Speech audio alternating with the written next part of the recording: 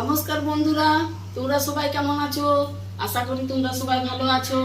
আজ তোমাদেরকে আমি এই লাল শাক, লাল ডাঁটা, ঝিঙে, আলু সমস্ত কিছু দিয়ে এটা সরষে বাটা দিয়ে আমি বানিয়ে তোমাদের দেখাবো।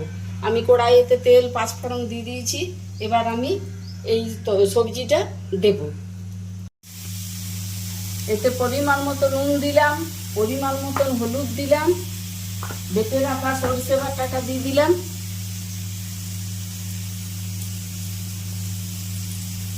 এবার কিছুক্ষণ আমি এটাকে নাড়চাড় করব।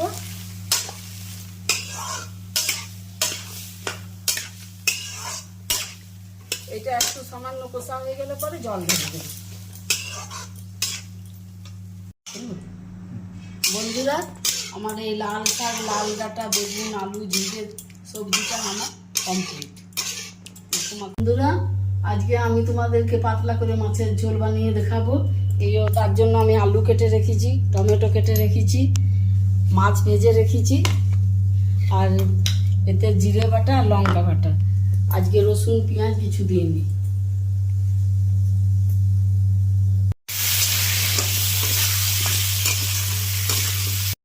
নুন দিলাম, হলুদ দিলাম,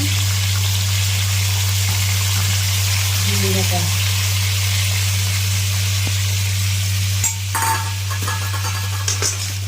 মশলাটাকে একটু কষে নেব। কষে নিয়ে পরে জল ঢেলে দেব। বন্ধুরা, আমার আলুটাকে কষিয়ে নিয়েছি, ঝোল ফুটছে। এবার এক এক করে আমি মাছগুলো ফেলে দেব।